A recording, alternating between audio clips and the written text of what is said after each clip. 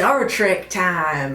But we're not going to be talking about that. We're going to be talking about Hick Trek. I found this at a Goodwill, and I saw the cover, and I knew immediately I had to have it. Hick Trek, the movie, a space satire of trailer park proportions. As it promises on the cover, it is the new cult classic. The cover can't be wrong. A VHS cover has never lied to me. This box lied to me. On the back, it says the runtime is 60 minutes. The actual runtime, 50. And that includes credits, so actually it's more like 47, which is probably about the length this movie needed to be.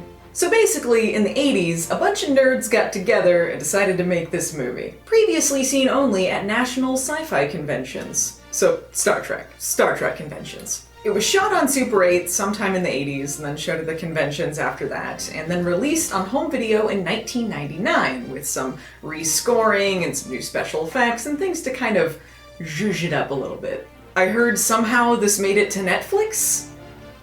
I don't know how that happened. The short version of the plot, a bunch of shit-kicking space cowboys encounter evil alien cats, and then Star Trek 2 happens.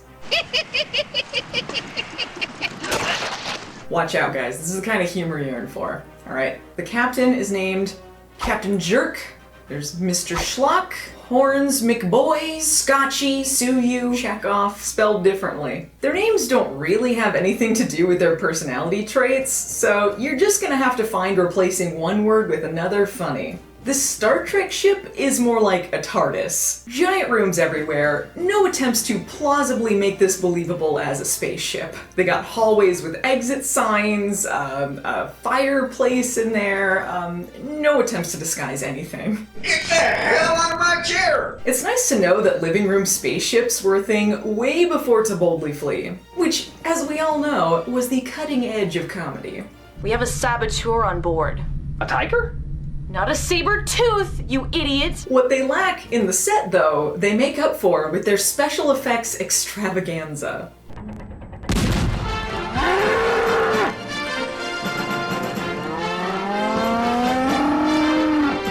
Here's the great thing about this movie, though. Our hero spends a lot of time punching women. Say what you will about the final product, this movie was equal opportunity.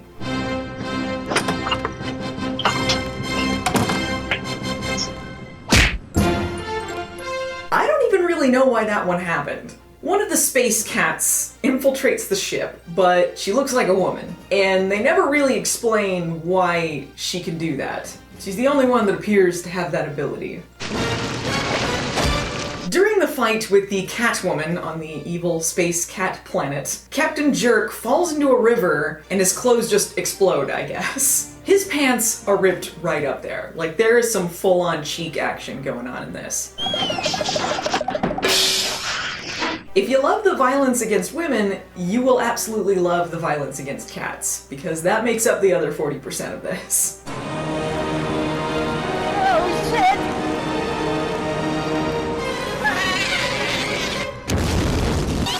Dear God!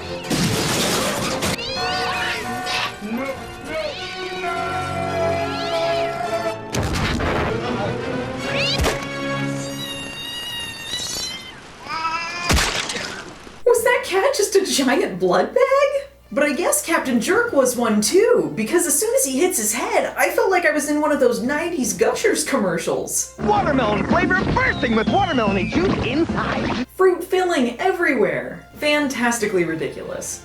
We're not gonna make it, are we? Ripping off 8-Bit Mickey. I can't believe this.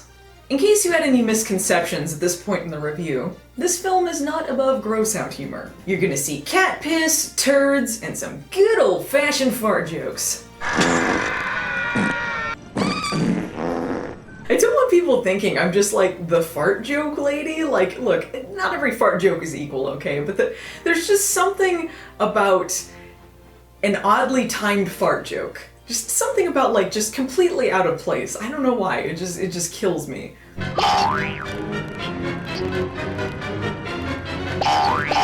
If I had 2 words to describe this movie, I would say endearingly lame. Like, it's not like the golden standard of comedy, but there's something really earnest about it. Granted, There are some cracks in this nearly seamless production that may give away that this was not made by professionals. Come yourself. And there's some pacing issues. Miss Powell, you're relieved until further notice.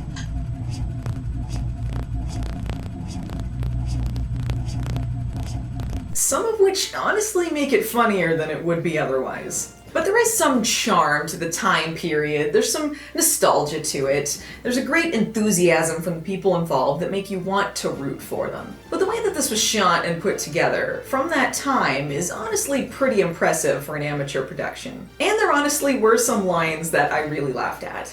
9 lives. 10 bullets. The ending is tremendous. I don't know how you can't find this funny.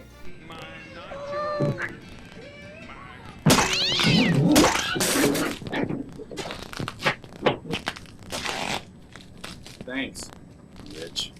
Laughed my ass off. Basically, your enjoyment of this film is largely going to depend on if you can enjoy the ride with a bunch of yokels in the 80s who are making what equates to a home video. Me personally, I thought it was a fun relic from a different time. The next cult classic? Probably not. But I felt it was well worth the money I spent at Goodwill on it, and they had a good time making it, so I had a good time watching it. You should definitely check it out if you can. Yeah!